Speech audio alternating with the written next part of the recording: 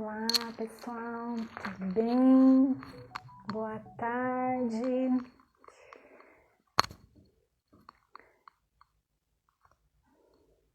Estamos iniciando mais uma live. Pessoas muito valiosas. Leilane, que saudade, Franciele. Obrigada por estarem junto conosco. Oi, Ju, tudo bem? Muito bom. Então, o pessoal já vai entrando, sejam muito bem-vindos. Eu vou fazer o convite aqui para o Dr. Douglas. Claro que sim, Ju. Muito bem. Oi, Dr. Douglas. Oi, tudo bem, Adriana? Seja bem-vindo. Obrigado. Tá tudo Nós certo? Tá somos... conseguindo me escutar? Só pra gente testar o áudio. Tô sim, doutor. Tá tudo certo. Tá me ouvindo bem?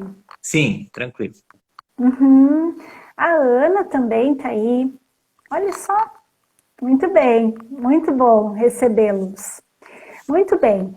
A gente é em duas, eu e a Ângela. Mas a Ângela teve um contratempo e imprevistos acontecem, né?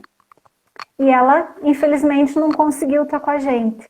Mas ela mandou perguntas, né? Ó, E a gente, depois eu vou ler as perguntas da Ângela, então, tá, doutor? tá joia. Muito bem, doutor já faz parte, assim, da minha rede de vida, assim, né? Das pessoas que a gente tem na vida, né? Como referência. E, enfim, a gente já tem uma trajetória de 1 ano e pouco aí, né, doutor? De se Sim. conhecer e traçar um caminho juntos, né? E quero agradecer, né, tua disponibilidade, porque sei que a tua agenda não é tão simples assim. Obrigada, tá? Isso é só uma retribuição ao tanto que você me ajuda também com as meninas, né? Que tem câncer de Uhum, mama, que a gente faz alguns projetos juntos. Então, estamos nessa missão juntos, né, Adriana? perfeito, perfeito. Missão do bem, né, doutor? Sim. Isso que importa, né? Muito bem. Gostaria então, porque assim, tem várias pessoas, alguns provavelmente te acompanham, alguns são meus alunos, ex-alunos, enfim, que tu pudesse se apresentar, né? Um pouquinho, dizer quem tu é, né? A tua formação, enfim, para que as pessoas conheçam. Tá joia. Então, meu nome é Douglas Gomes, eu sou médico mastologista, né? Especialidade que lida com as doenças da mama, principalmente o câncer de mama, principalmente aí no mês de outubro, onde é o mês de conscientização em relação à prevenção do câncer de mama. Também sou marido da Bianca, pai da Lara, da Sofia, do Thomas, né? Sou um servo aí de Deus, então nós somos várias coisas, né? E o que eu faço mesmo é ser médico. Então, essa é a minha profissão e a minha missão aí nessa terra. Uhum, uhum. Muito bem, e eu encontrei, né, como eu disse antes, estamos há um tempo já conhecendo o Dr. Douglas, eu encontrei o Dr. Douglas por conta do diagnóstico que eu recebi de câncer de mama no início do ano passado, né? Então, Uhum. ele é meu médico mastologista, né? E aceitou participar dessa live conosco para trazer mais orientações, né? Sim, com Muito bem, certeza. Como doutor. não? Contribuir, né? Quanto Com mais a gente certeza. puder difundir de informação, informações que sejam valiosas, eu acho que a gente já vai estar cumprindo muito do nosso papel, né? De ser humano, de pessoa preocupada com o bem-estar do outro, acho que isso é valioso, né? Uhum. Muito bem, doutor. Queria então fazer uma pergunta, né? De maneira geral, quando se manifesta assim o câncer de mama? Tem uma idade mais em específico que isso ocorre? Como que tu percebe aí pela tua trajetória profissional? Uhum. Então, quando nós analisamos, né, isso se chama da epidemiologia do câncer de mama, ou seja, quais são as características, né, clínicas, né, que as mulheres com câncer de mama têm em comum, que nos fazem pensar em alguns fatores de risco que possam levar elas a ter câncer de mama. E o principal fator de risco, digamos assim, e é um fator de risco que não tem como mudar, né, Adriana, é a nossa idade. À medida Uhum, que o corpo vai envelhecendo, isso existe, né, um desgaste natural aí dos mecanismos de defesa, dos mecanismos de reparo do nosso corpo. E isso faz com que os cânceres comecem a aparecer por falta desses mecanismos de reparo. Então, o câncer de mama, quando a gente vê globalmente, nas décadas, a partir da década dos 50, né, anos, até os 60, é a faixa onde tem uma maior incidência. Isso quer dizer que não possa acontecer em outras faixas etárias de maneira nenhuma, e você é prova disso, né? Teve uhum, câncer aí na faixa dos 30 anos, então uhum, isso nos faz, né, sempre, diante de alguma alteração, independente da idade, procurar, né, orientar as mulheres a procurarem uma assistência médica. É claro que câncer de mama em mulheres jovens, né, cada vez mais a gente tem visto mais casos, mas isso pode ser também um fenômeno de que, infelizmente, a incidência do câncer de mama ela tem aumentado, né? Então, estatisticamente, isso começa a acontecer também numa faixa mais etária em maior número. Mas, proporcionalmente, a gente diz que, por exemplo, abaixo dos 40 anos, 7% dos cânceres de mama acontecem nessa idade. O Brasil, Adriana, ele tem um fenômeno interessante que mais mulheres abaixo ali dos 50 anos têm mais cânceres em comparação a países como, por exemplo, Estados Unidos, Europa, o que nos faz pensar também em reavaliar muitas é, recomendações em termos de rastreamento que andam vigentes no país, principalmente em relação ao Ministério da Saúde. Então, e também, assim, câncer de mama em mulheres idosas, né, começa a diminuir a partir dos 70 e poucos anos, né, a incidência. Então, existe aquelas curvas, né, aonde a curva de maior incidência é na faixa dos 50 e 60 anos. uhum, certo.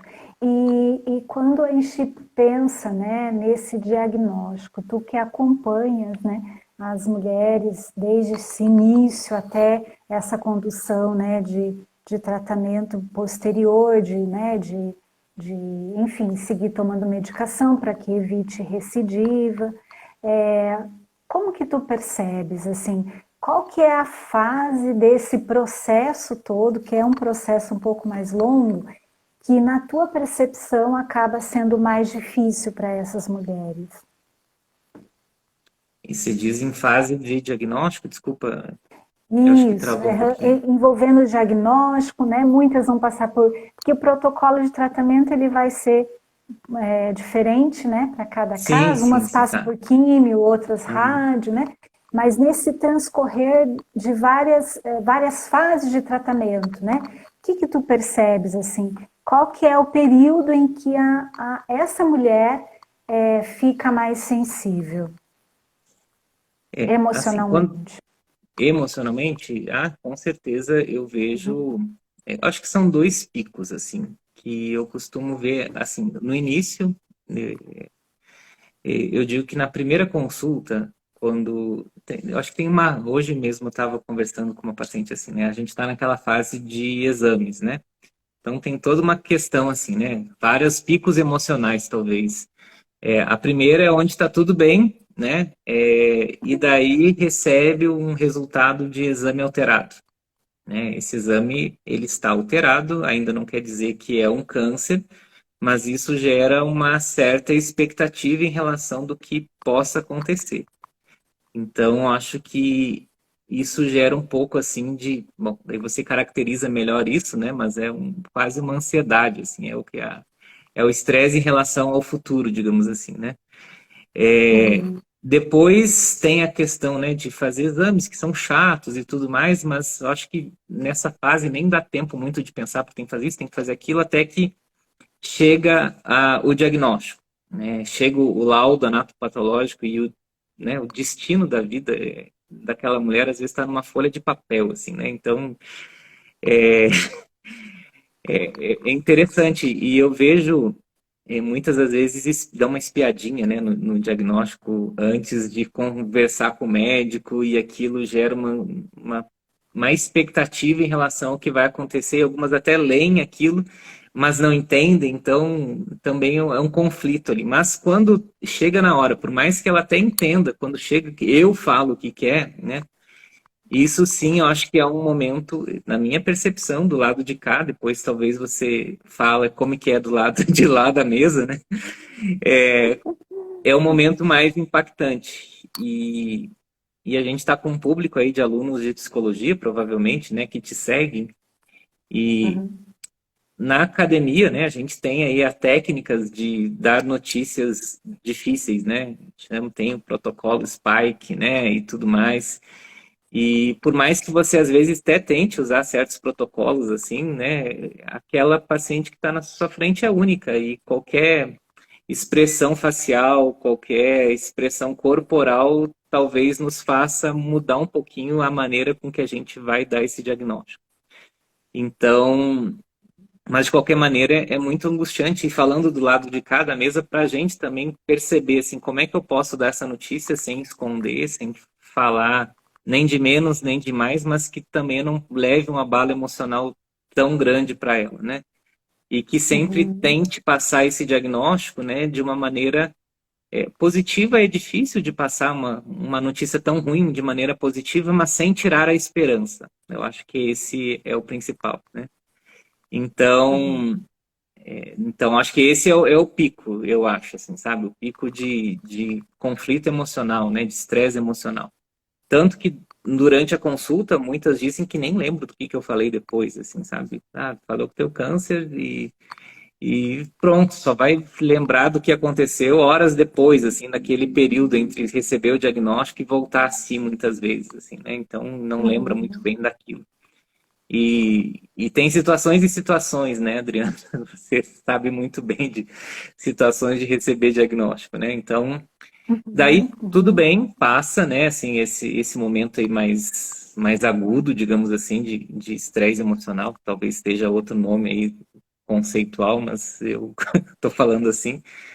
E Uhum. depois vem, eu acho, o conflito do que vai ser feito, porque nem sempre a gente tem na mão todos os dados que a gente precisa para decidir o tratamento. Então, muitas vezes são necessários outros exames, são necessários, né, o aguardo de outros exames que não dependem nem de mim, nem da paciente, isso ainda gera uma outra expectativa. Até que sim, a gente tem todos os dados e vai dizer qual que é o tratamento. E daí eu acho que é um outro estresse. Eu acho que não tanto quanto o outro, mas agora vem algumas perdas, né? Vem a perda, por exemplo, né, se a gente for começar por cirurgia, né, a perda de parte da mama, ou pelo menos a sensação de violação do corpo, a ter uma cirurgia, né? E isso, por Uhum. mais que seja uma cicatriz pequena, é uma cicatriz, eu vou ser exposta, eu vou ter que ir para um hospital, eu vou ter que, né, ficar sem muitas vezes alguém comigo, dependendo da situação. Se de repente for começar pela quimioterapia, daí a primeira preocupação, pelo menos na minha percepção, é vou ficar sem os cabelos e eu não minimizo esse fato, porque Uhum. cabelo é muito mais do que, né, o fio, né? Cabelo tem todo Uhum. um simbolismo, né? Então, assim, Sim. é a beleza, é a feminilidade, que já foi atacada por causa do diagnóstico do câncer num órgão que também representa tanto quanto a beleza, a feminilidade, e daí tem mais a sensualidade e a maternidade representada na mama. Uhum. Então, e são perdas atrás de perdas, né? E isso, bom, decidido o tratamento, né? A paciente entra numa fase ali que, ok, eu vou ter que fazer, porque não tem muito escolha, né? Muitas vezes. E, ok, passou o tratamento, né? Eu acho que então é um outro pico. Acho que o pico maior é o diagnóstico, depois um pico na fase de tratamento, de decisão de tratamento, e depois, isso bem de maneira geral, né? E depois eu acho que vem um piquinho a cada consulta depois, assim, para saber se está tudo bem, sabe? Eu acho que a gente conversou recentemente, né, Adriana? Você Uhum. veio fazer exames de segmento, né? E E isso faz com que gere, mas eu acho que cada vez menor, sabe? Eu acho que no início a carga emocional ainda está muito grande em relação ao diagnóstico e tratamento, mas depois isso vai até acostumando e tudo mais. Ainda bem que o próximo pico não acontece com todo mundo, assim, né? Pelo menos para a grande maioria não acontece, mas é a questão da suspeita da recidiva. Hoje de Uhum. manhã eu atendi uma paciente assim, com recidiva, né? O câncer voltou na mama, e isso, infelizmente, às vezes acontece. E daí isso volta tudo, né? E agora será que vai acontecer? E volta tudo isso de novo. Então são ciclos emocionais que vão acontecendo, né? E Uhum. ainda bem que, assim, menor ainda é a questão da finitude da vida, né? Pelo menos que eu acompanho. Como Uhum. mastologista, muitas vezes essa parte fica mais com os oncologistas clínicos e talvez dê uma live toda em termos de cuidados paliativos, não só em cuidados, né, físicos, mas também no cuidado psicológico da finitude da vida. E que eu Uhum. acho também que daí é um conflito que e geram outras coisas. Será que essa pessoa está preparada ou não? Será que, né, foi falado sobre isso com ela? Então envolve outras variáveis que talvez um assunto seria só disso. Mas talvez no diagnóstico, né, que é essa parte com que mais eu lido, seriam esses os picos, assim. E não sei se era isso assim que você queria saber. Uhum. Isso, Então, acho que é uma live hoje com psicólogo, então a gente, né, pode se dar o luxo de filosofar um pouco mais de... perfeito, doutor, isso mesmo, né? É uma live para ser a gente mesmo, né? Acho que Uhum. esse é o princípio, né? Na verdade, acho que é bem isso, né? Mas eu acho que é muito valioso. E na literatura, a gente, né, na psicologia, a gente vê que quando um indivíduo passa por eventos difíceis, principalmente com um diagnóstico mais difícil como esse, é muito comum ele vivenciar as fases do luto, né? Que vai da negação, da barganha com Deus, né? Ou com uma entidade divina, ou da raiva, né? Até o que culmina numa aceitação. Então, a gente migra por várias fases, né? Esse indivíduo sim vai migrar. E é importante tu trazeres nessa fala o que tu percebe, porque se a gente considera que o luto em si tem várias fases, é possível a gente identificar essas fases nesse indivíduo que a gente, né, vai estar Uhum. ali, que vai estar enfrentando esse processo. E que essa fase não fica restrita apenas ao diagnóstico, né? Então, Sim, aquilo que a gente estava dizendo, né? A cada bateria de exame é quase ali um contatinho de novo. Será o quê, né? E isso acho que varia muito de paciente para paciente quanto ao nível de ansiedade, né? Acho que sim, até numa das conversas, porque as nossas consultas quase se tornam conversas, né, doutor? sim, Eu, você, meu esposo, a gente vai quase para uma conversa, né? Então, nessas consultas barra conversa, acho que a gente até comentou o quanto as mulheres elas acabam ficando assim a rede que ela vive, né? O quanto isso interfere em como ela também vai estar passando por esse tratamento. E também o fato de saber quem é essa pessoa antes, né? Quem era ela antes? Eu acho que isso também, agora que eu tô. Opa, tá, quase que saiu. Que eu tô vivenciando este mundo, eu tenho me perguntado muito isso, bem com uma base técnica e inclusive no intuito de ficar mais observadora disso, que como uma paciente vai passar pelo tratamento está muito em função de como ela era antes emocionalmente do tratamento, né? uhum. Primeiro, daí descartando a presença de quadro psicopatológico, né? Se era uma mulher, né? Vamos, embora câncer de mama pode acometer homens também, né, doutor? Mas vamos Sim, pensar O numa contexto hoje em questão de dia é 99, mulher, né? alguma coisa é em mulheres, então dá É para. mulheres, né? Então vamos quase focar ali, mas entender quem era essa mulher, né? Ela tinha um quadro depressivo, já manifesto, ela fazia tratamento para este quadro, ela tinha um quadro de ansiedade, e descartando qualquer quadro, acho que é muito valioso, daí dizendo, né, num papel de psicóloga e também paciente, como ela encarava a vida, né? Como ela encarava as situações do dia a dia. Porque me parece, né, isso é uma visão ainda muito nova, né, nesses 2 anos aí, nem dá 2 anos que eu estou transitando, mas me parece que isso vai interferir.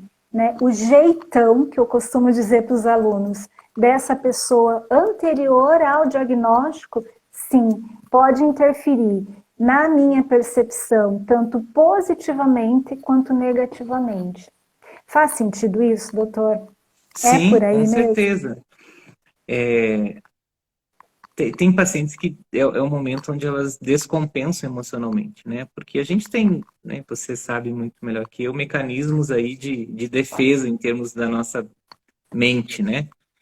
E, e também muitas vezes pacientes ficavam ali normais, não tinham problema, mas esse estresse foi tão grande a ponto de desencadear daí um problema. Então, o modo como Uhum. você lida com o controle das suas emoções, e isso, né, você sabe que se aprende a fazer isso, né? Você pode ser treinada a fazer isso, é claro que nós temos uma coisa que é inerente, mas assim, o controle dos pensamentos, né, daquilo que a gente foca, isso faz totalmente, né, diferença em relação aos resultados que acontecem. Então, eu sigo, né, essa linha sua que realmente a gente tem que ter esse controle, tanto que, né, nos nossos cursos e mentorias, uma parte muito importante lá é o como que você lida, né, com o controle da sua mente. Então, e sempre que possível, né, é importante para a paciente ter um apoio de um profissional de saúde mental, né? Seja um psicólogo, seja um psiquiatra, né? Alguém que possa, ou até às vezes, né, um amigo que ouça, né? Porque às vezes a paciente está Uhum. tão angustiada que ela não consegue falar com ninguém a respeito do problema, que isso vai gerando também toda essa carga emocional, né? Então, ela se cercar de pessoas que possam ouvi-la, que possam acolhê-la e, em caso de necessidade, onde as vias normais, digamos assim, não foram suficientes, eu acho que é fundamental esse apoio da saúde emocional.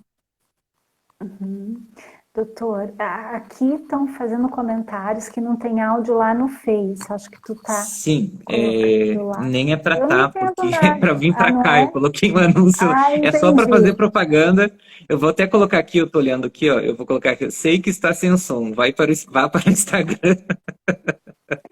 A rota é outra, né? Agora eu acho que vai começar a aumentar a nossa audiência aqui, pelo recadinho Ah, que eu é, coloquei. doutor? Ah, tá. Aham, certo. Aham, Mas vamos lá, perfeito. vamos continuar. Vamos lá. Não, mas eu acho que bem isso, assim, pegando o gancho da importância, e acho que, na verdade, é fundamental, né?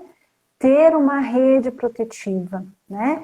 E que muitas vezes me parece, infelizmente, que alguns pacientes não são carentes um pouco disso, né? Alguns pacientes vão não que tenha que ter um padrão, né? Ah, eu tenha que ir com alguém na consulta. Necessariamente é isso que eu tenho que fazer.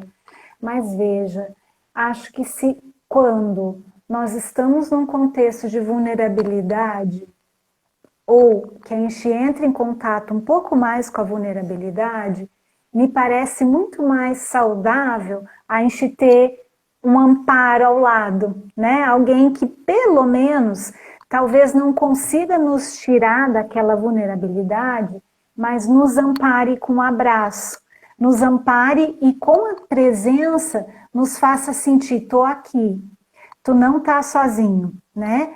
E infelizmente eu acho que ainda, né, tem muitas mulheres que enfim, por N motivos, acabam não tendo tanta rede protetiva também, né? Sim. O deixar ser ajudado é importante nessa fase, né? Que Uhum, uhum, parece clichê, né, falar sobre isso, mas é o que acontece.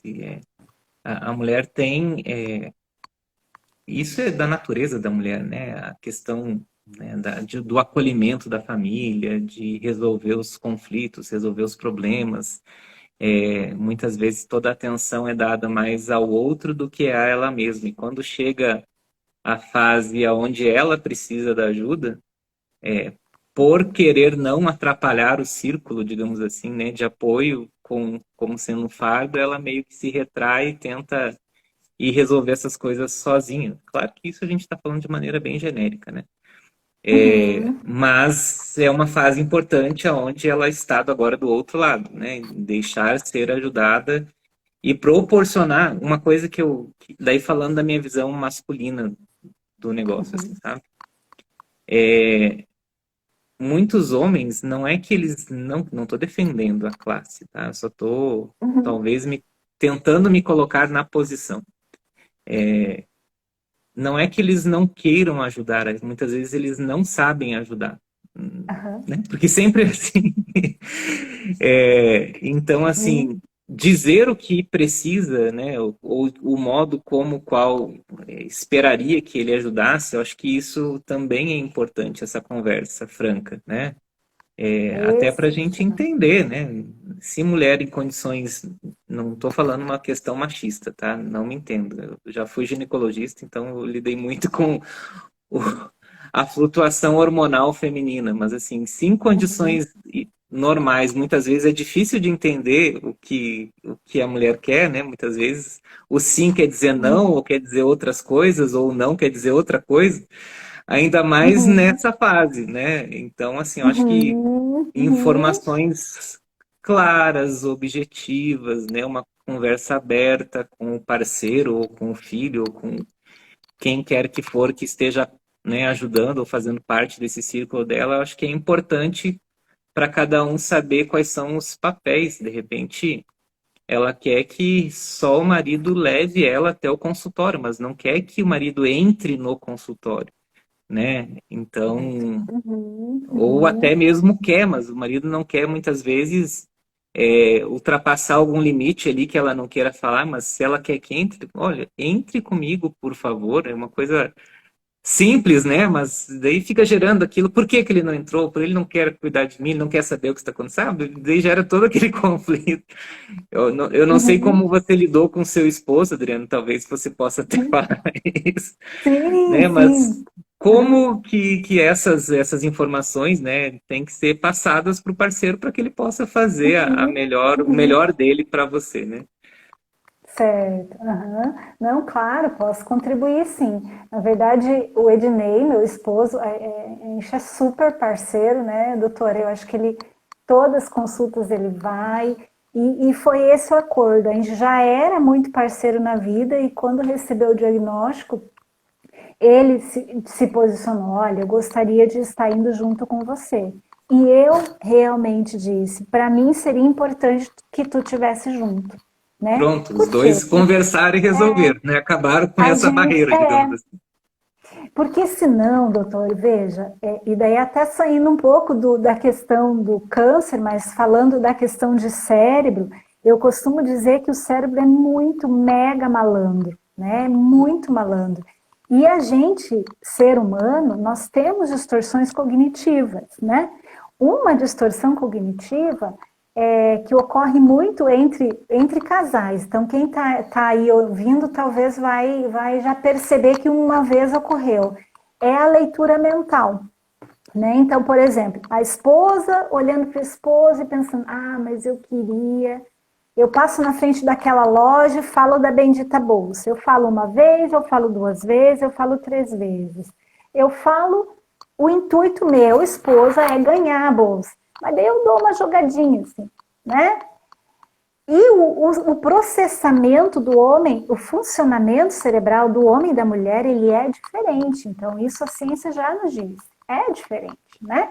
Então eu tenho que considerar essa diferença. Às vezes, para o homem, eu preciso quase definir assim, olha, Dia dos Namorados, entre esses 3 presentes seria legal, né? Tu dá uma listinha, Nossa, ó, seria muito A, mais B e C. simples a vida. E os alunos brincam comigo que eu digo para eles, né? E daí, ai, prof, mas tu tá tirando romantismo? Eles me diziam. Eu falei, não tô tirando romantismo.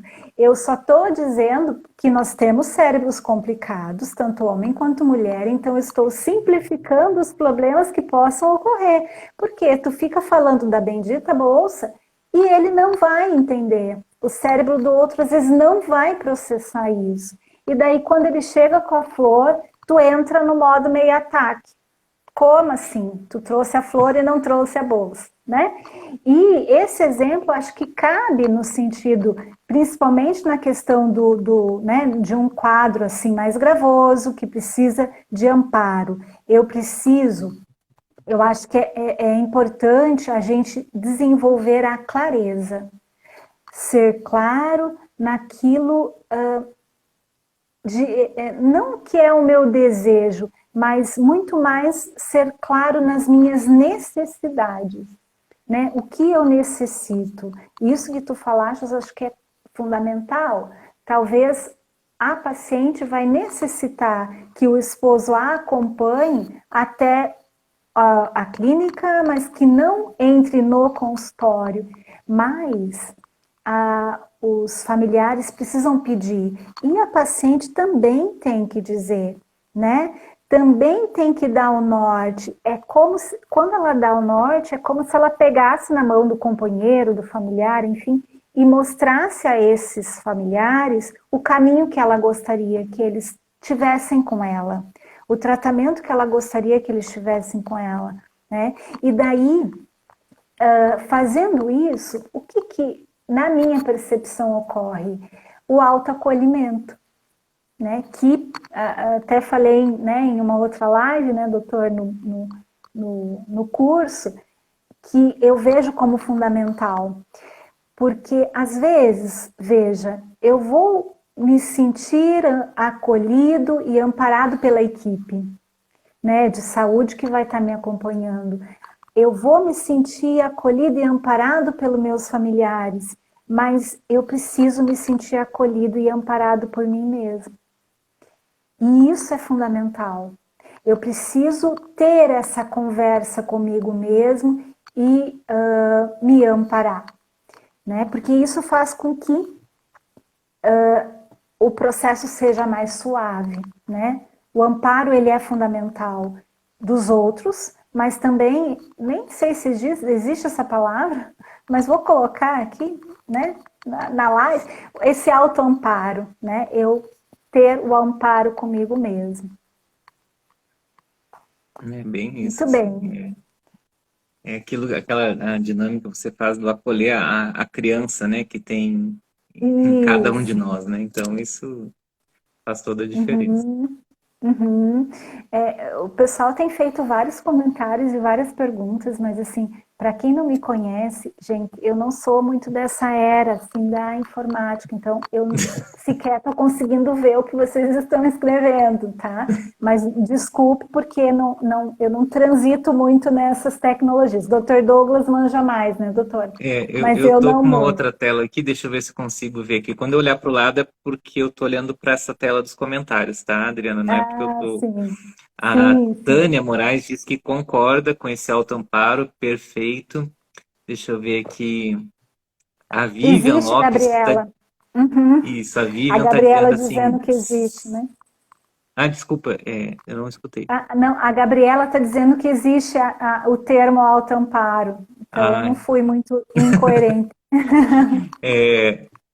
a Vivian está dizendo que ser direta e clara é importante, tinha muita dificuldade nisso, né? E daí vem uma coisa, né, Adriana, que após o câncer a mulher adquire várias habilidades que ela não tinha antes, né? O que você acha, assim? Habilidades Opa! emocionais, eu digo. Aham, aham, aham. Acho que É, sim. A habilidade. Na verdade, o que me parece? Quando tu recebe esse diagnóstico, e isso foi algo que ocorreu comigo, né? Até esclarecendo isso que o doutor disse antes, né? Se acolher a criança, né? Quando eu recebi o diagnóstico, eu me senti vulnerável. Eu já mencionei isso. Não é simples, não é fácil. Até que não saiam os pormenores do como está, o que vai fazer, é sim muito difícil. E naquele momento eu tive uma conversa comigo na versão pequena. Eu brinco que comigo com a pequena Adri. E quando eu realmente fiz isso, mentalmente eu fiz isso. Quando eu cheguei de frente com essa pequena Adri, ela estava muito assustada. E daí, naquele momento, ao ver aquela minha versão criança assustada, eu precisava fazer alguma coisa por ela, né? E o que eu fiz? Eu relembrei ela de quem eu era, né? Que as dificuldades que eu já tinha passado na vida, as coisas difíceis que eu tinha enfrentado. Então, relembrar as habilidades que a gente tem neste início, eu acho que é valioso, né? E é claro, o tratamento em si, durante todo o processo, acho que você vai sim aprimorando as habilidades e desenvolvendo outras, né? Inclusive de regulação emocional, né? De repente, vou fazer uma ressonância, uma tomografia, ou, enfim, vou fazer a quimioterapia, mas não é só o dia da quimioterapia. Vou pegar o dia também para fazer coisas para mim. E com isso eu consigo regular um pouco, né? Eu consigo mandar mensagens para o cérebro de que não é só apenas aquilo, né? Que é também aquilo, que o dia também é de quimioterapia, mas não apenas, né? Então acho que você fica mais assertivo nesse sentido, né? De autocuidado. Acho que é por aí. Não sei se tu percebes isso, doutor. Sim. Só mudando um pouquinho de assunto, porque essa pergunta você não vai Uhum, sair aqui. Eu também. Eu gosto de fazer live no YouTube, no Face, porque eu tenho um painel de controle aqui. No Instagram eu tenho que ficar catando os comentários, então só deixa eu não passar esse aqui, que é perfeito. interessante a gente ver a visão tanto do lado médico, quanto. Não que isso seja uma coisa separada, né? Porque o corpo é um só e tudo mais, mas é interessante a gente ver as visões, pelo menos. A Leila, ela diz assim, ó, eu gostaria de saber se uma personalidade negativa, baixa autoestima, mau humor e excesso de estresse predispõe ao câncer. Uhum, Esse é um quadro, né? Agora eu vou falar um pouquinho da parte aí médica e depois você fala aí da uhum, parte, né, da psicologia. Isso certo. gera no organismo um estado hormonal, né, Leila, que Uhum, faz com que a gente libere várias substâncias no nosso corpo que vão ajudando o tumor, sabe? Por uhum, exemplo, uma coisa que você libera muito é adrenalina nesse estresse, libera muito cortisol, né? E isso faz com que você perca muitos mecanismos que você tem, tanto de defesa, e é sistema imunológico mesmo, quanto uhum, mecanismos de reparo, né? Ou seja, do corpo se autocorrigir, digamos assim, o que é a essência, né, da formação de um câncer. Só uhum, que, Leila, é difícil para a gente analisar e medir isso em termos assim, a pessoa com tanto nível de estresse, né, tem tantos por cento de chance de ter um câncer de mama, né, por exemplo. Nós uhum, sabemos que isso influencia sim, e se você perguntar aí para qualquer área da medicina, todos vão dizer que com certeza influencia tanto para o desenvolvimento, quanto talvez um quadro ao contrário disso que você falou, né? A pessoa ter uma uhum, autoestima, ter um pensamento positivo, estar de bom humor, traz um ambiente hormonal, né, e fisiológico favorável à cura, né? Mas isso não quer dizer também que toda paciente com bom humor, com um pensamento positivo, ela não vai ter problemas de saúde. Então, é um adjuvante dentro de, né, de todo um conjunto que é o nosso corpo. Nós somos, né, um indivíduo como um todo. uhum. Então, tudo que você pode melhorar, né, para criar um ambiente favorável para a cura, né, das doenças ou para o não estabelecimento de doenças, né, é importante. E do Uhum. lado psicológico aí, Adriana, como que Uhum, funciona isso? uhum. Certo. Na verdade, a presença do estresse, ele é fator negativo para qualquer coisa, né? E, inclusive, para a questão de processamento cognitivo, né? Porque um indivíduo se sentindo estressado, ele pode vir sim a ter pensamentos negativos e isso fazer com que ele tenha comportamentos que vai comprometer a vida dele, né? Enfim, comportamentos de menos cuidado, comportamentos de às vezes mais negligência, né? Então tem isso e eu fui ler, né? Também bastante sobre isso, né? Tem a base do estresse como fator? Tem, não é apenas, né? Daí entra naquela questão. Ah, então todos que estão estressados terão, desenvolverão? Não. Do mesmo jeito que a gente tem aquelas pessoas que, por exemplo, câncer de pulmão. Todos que fumam vão ter? Não. Mas a grande maioria acaba tendo. É o que a ciência percebe, né, doutora, assim, por exemplo, para outras áreas, né? E daí, por exemplo, numa questão emocional, se eu sou filha de pais depressivos, eu vou ter então depressão? Não necessariamente, né? Mas tem uma probabilidade talvez um pouco maior. Então, pode alterar? Pode contribuir, sim. Mas eu diria que a gente não tem ainda como precisar se 20%, 30%, 70%, né?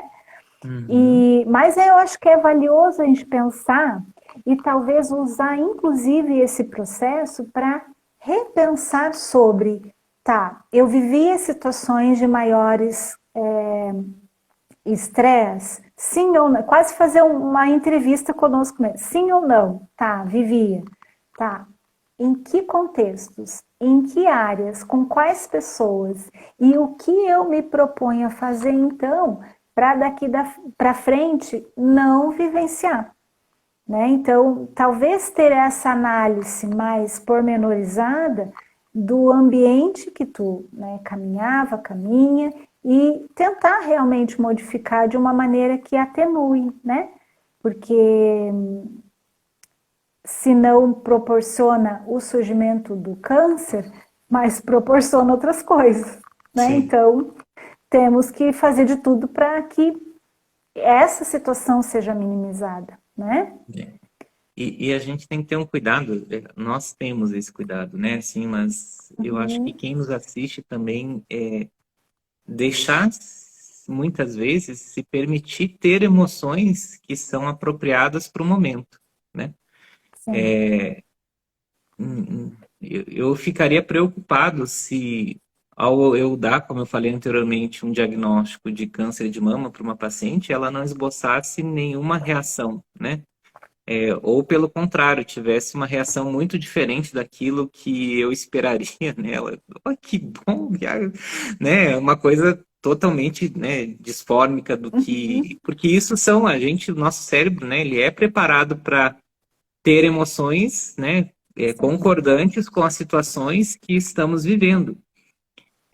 O ruim, né, o ruim desse processo é muitas vezes a gente perdeu o time, onde, ok, né, eu passei por Uhum. esse momento, mas a partir de agora é uma nova fase onde eu tenho que buscar outros sentimentos. E daí você fala muito bem sobre que o câncer, né, ele quando tem o diagnóstico, é como se fosse um luto, né? Uma perda de um ente querido, né? De uma pessoa muito próxima, muito amada. E luto serve também para a doença, Adriana? Como é que é o luto? Agora eu que estou te entrevistando, mudou a live. Tudo bem. O luto serve também para a doença do diagnóstico, doutor, é isso? Isso, assim, porque muitas pessoas pensam que luto só é morte, Ah, questões o de morte, né? Mas falecimento. será que luto também poderia ser encaixado nesse caso, assim? E essas Pode. fases, resumidamente, até para... Porque eu estou vendo que Aham, várias meninas que me seguem aqui também estão entrando na live e talvez elas não tenham conhecimento dos seus alunos e né, da sua audiência.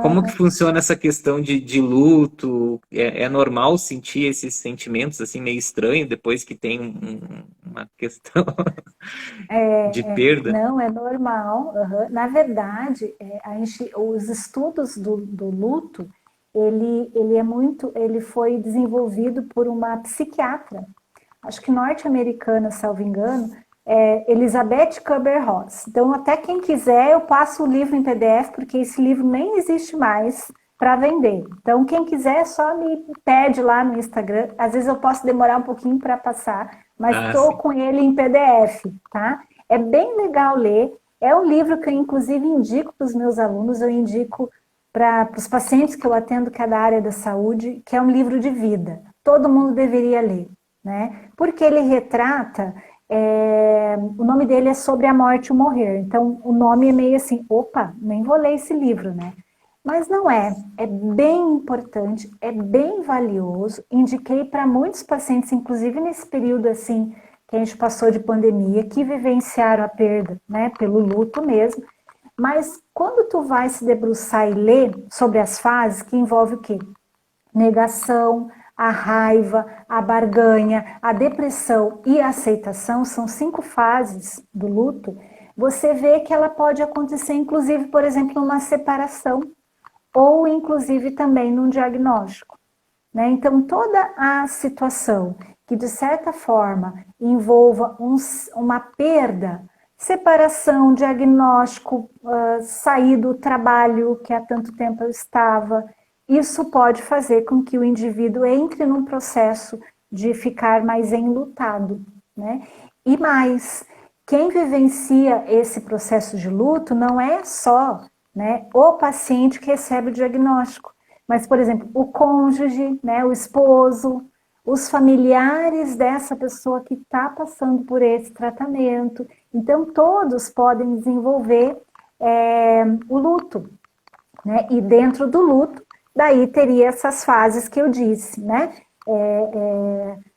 A raiva, a barganha seria eu negociar com Deus. Ah, então Deus, se tu quebrar meu galho aí, eu vou fazer tal e tal coisa, né? A barganha, né? A negociação.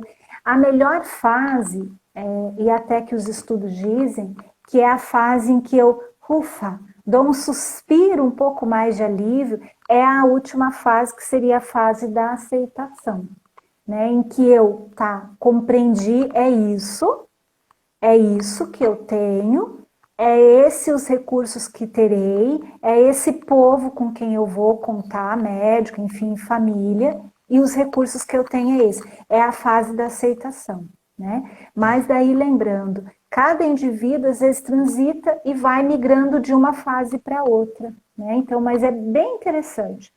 Quem, enfim, quiser, até busca na internet, até tem, para quem não, né, não tem muito tempo para ler, tem um resumo desse livro no site do Cielo, mas só buscar lá, Sobre a Morte e o Morrer. É um livro que eu indico para todos. Eu já indicava antes e agora muito mais, tá? E Mas por é falar em possível. indicações de leitura, essa fase, uma outra coisa que eu vejo, não é que você tenha muito tempo livre, porque fazer exame e tudo mais é uma agenda apertada, né?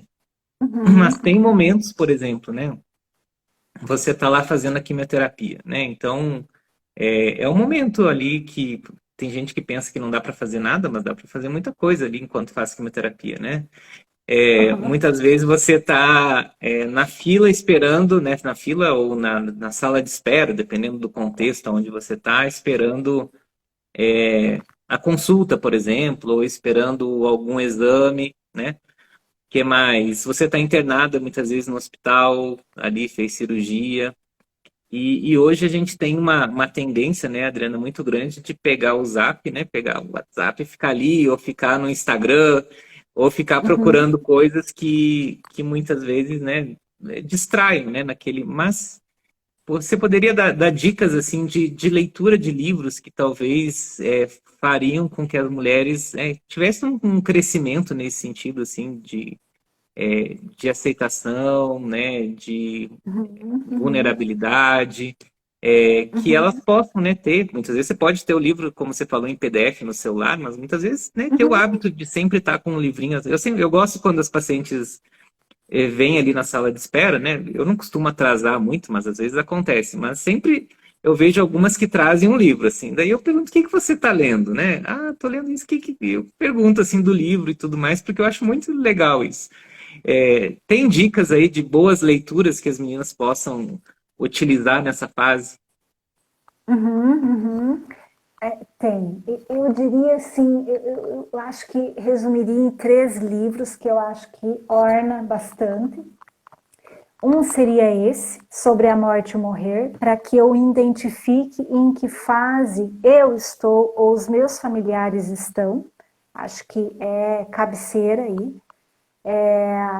Outro seria Ponto de Mutação, que é um livro que fala, sim, de pacientes que vivenciaram câncer, e o próprio título já diz e que o diagnóstico de câncer, né, o processo de tratamento, para muitas dessas pacientes foi ponto de mutação, foi o ponto de modificar muitas coisas. E a gente vê muito isso, né? E muito, pelo menos, né, depois que eu passei a saber mais, muitos pacientes acabam fazendo isso, né? Mudando de emprego, fazendo um monte de coisas diferentes. Outro que eu acho valioso é A Coragem de Ser Imperfeito, tá? Da Brené Brown. Acho bem legal. Ele não fala necessariamente do câncer, mas ele trata mais pormenorizado sobre as questões da nossa vulnerabilidade como ser humano. E daí, dando um spoiler, né, que é o que o pessoal diz, né, dando uma adiantada ali, ele retrata que ser vulnerável não é ser fraco, né? Ele não, ela, né? Porque é uma mulher. Ela retrata que ser vulnerável não é ser fraco, que muito pelo contrário, talvez nos momentos de vulnerabilidade é que eu me dou conta das habilidades que eu tenho, que eu sou capaz de ter e possa ressignificar tudo isso. Então é bem legal. E mais daí eu pensei mais no outro, né? Que é um livro um pouco mais técnico, mas eu acho que ele olha no sentido de repensar sobre as relações que essa pessoa tem, né? Principalmente para as pessoas que não estão tendo tanta rede protetiva das pessoas com as quais ela convive, que é o livro Apegados, né? Então, acho que são livros que seriam bem importantes, né? De leitura. Que joia. E aí, tem mais pergunta Muito do lado da... bem. Deixa eu só... Eu tô lendo os comentários aqui, ó. Uhum, uhum. A Mirtes falou o seguinte, que ela até leva o livro, mas acaba dormindo na quimioterapia. Não, tudo bem, permita-se, né, Mirtes? Sem problema. É, depois, dava para você fazer um post no seu perfil, Adriana, porque alguém está perguntando, daria para colocar o nome? Daí eu acho que você poderia depois colocar lá. Claro, faço. Faço Tá, hoje daí ainda. eu compartilho no Uhum, meu lá. uhum, uhum. Que mais aqui? A Luísa fica lendo no celular no decorrer da quimioterapia. Ah, tem gente que está dizendo que dorme. Você dormia muito, Adriana, na quimioterapia? Eu nunca dormi. Eu sou católica, né? Eu rezava, eu levava meu terço, eu rezava. Então, assim, eu tinha todo um protocolo. Eu rezava meu terço e daí eu lia um livro. Eu sempre levava um livro, né? E daí eu tirava um tempo para conhecer as pessoas que estavam me atendendo. Então, assim, as técnicas, sei que elas têm filho, sei que elas queriam viajar, porque eu acho que isso humaniza, né? Isso, elas estão nos dando todo um desprendimento de atenção humana, então acho que compete também a gente ser humano com, né, com elas. Então, acho que é agregar elas na vida, né? Sim. Na tua vida, né? Acho que é importante. Então, Essa semana fazer mesmo eu isso. falei sobre isso no que foi dia do médico, dia 18, acho que anteontem, né? E daí Uhum, eu comentei que assim, né, nós como profissionais da saúde, a gente costuma abençoar muitas pessoas, né, dar o nosso melhor, dar atenção e tudo mais, mas nós também gostamos de ser cuidados e abençoados, né?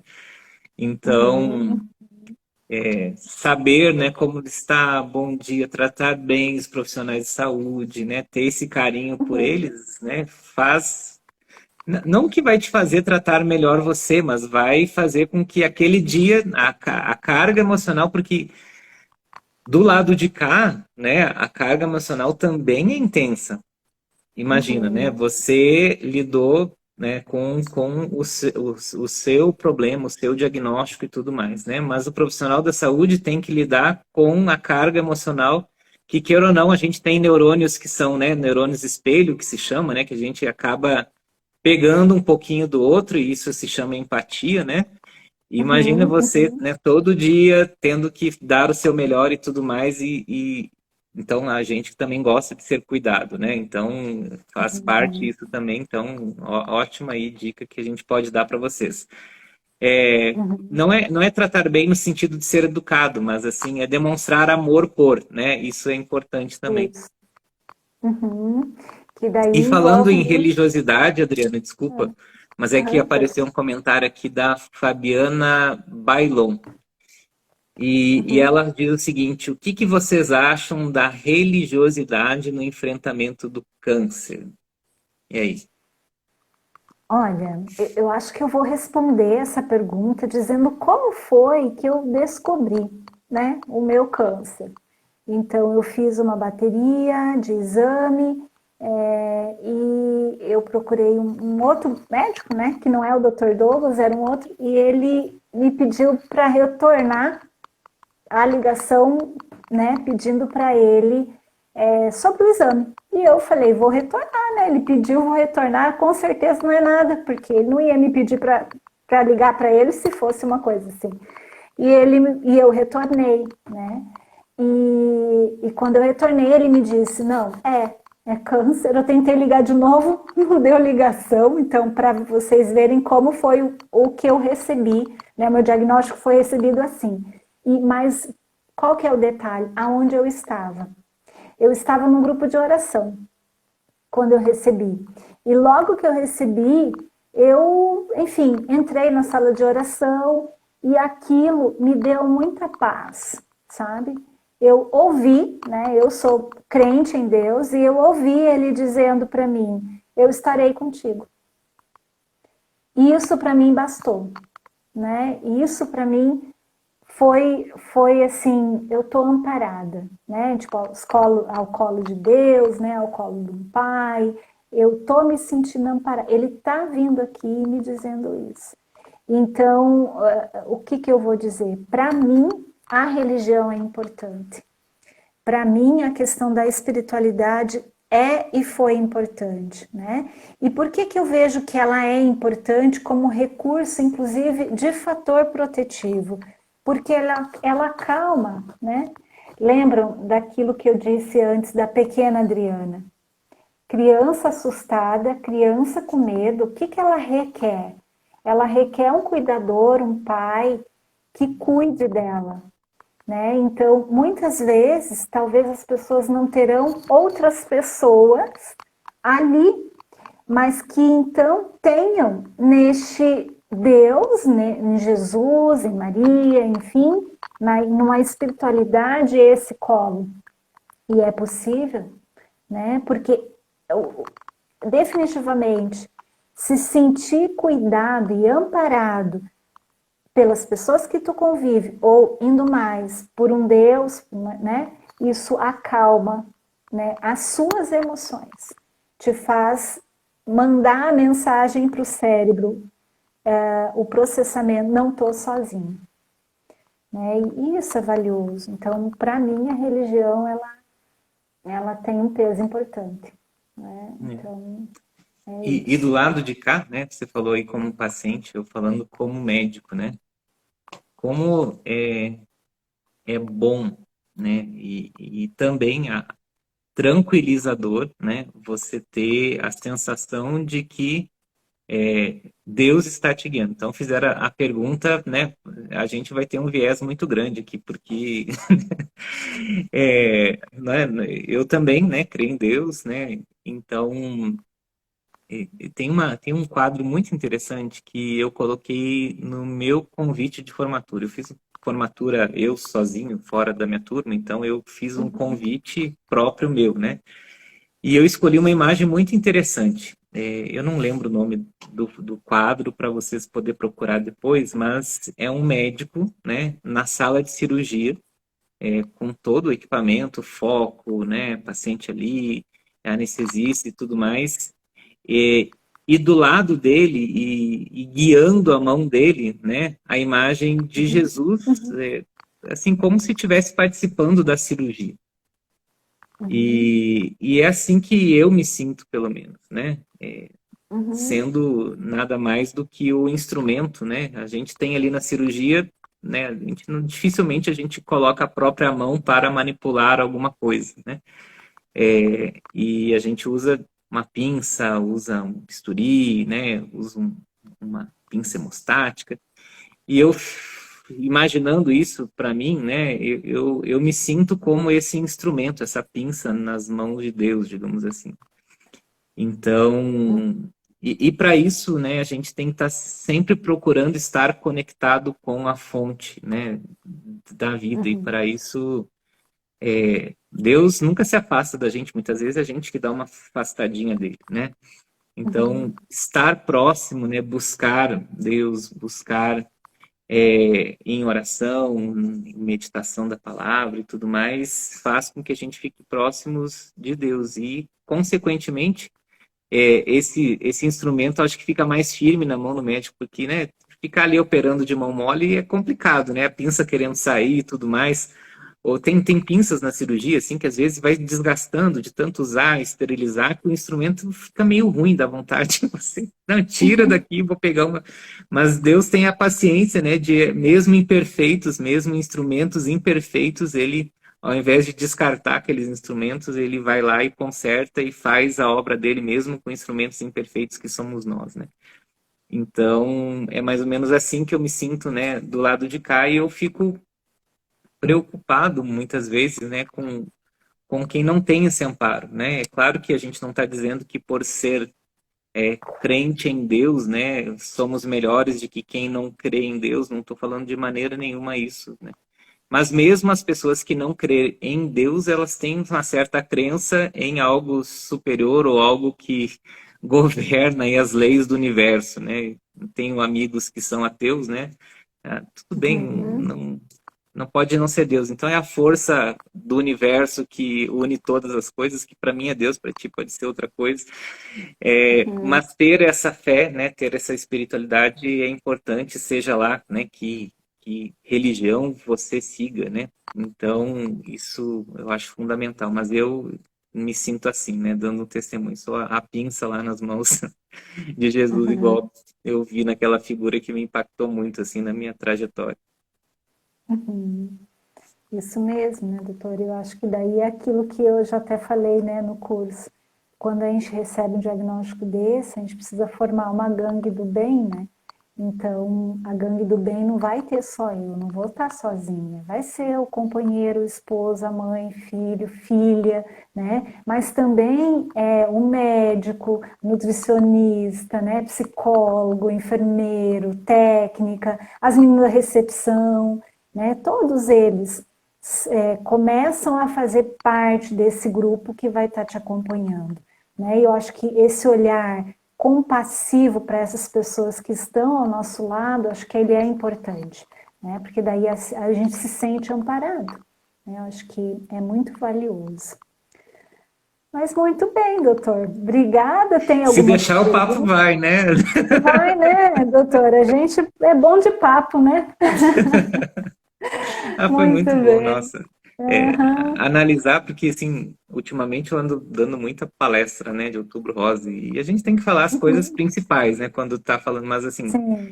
falar disso de uma outra visão, de uma outra, de um outro foco, digamos assim, né? É muito bom também. Eu acho que essa live, você que está assistindo, e eu vi aqui, tinha ao vivo aqui, tinha mais de cento e poucas, provavelmente mulheres nos assistindo. Eu sei que tem homens, tá? Vocês não se sintam excluídos por causa disso, mas é muito bom aqui falar sobre, né, como que a gente pode ter essa saúde integral, que não é só física, mas também emocional. Uhum. Muito bem, muito bom, doutor. Sempre é muito suave, né? Falar, né? E daí fica uma conversa mesmo. Acho que isso que é bacana, né? Isso se torna uma coisa mais humana, né? Eu acho que Uhum. tem um pouco da gente aí nisso, Com né? certeza. Obrigada, Tá doutor. E, joia. enfim, nos vemos nas consultas futuras aí, né? Com certeza. Um abração, então, Obrigada a Adriano. todo mundo também que participou, né? E esteve conosco. Um abraço. Vai Até ficar salva mais. aí a sua Tchau. live no seu Instagram, só para quem perguntar?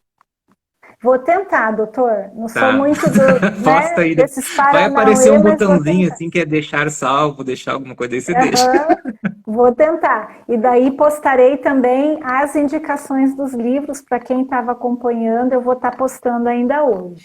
Tá lá Ah, no meu então tá jóia, Instagram. então. Tá bom? Um Até abraço para mais, todos gente. vocês, Boa meninas. noite. Abraço, Adriana. Tchau. Tchau. Obrigada, doutor.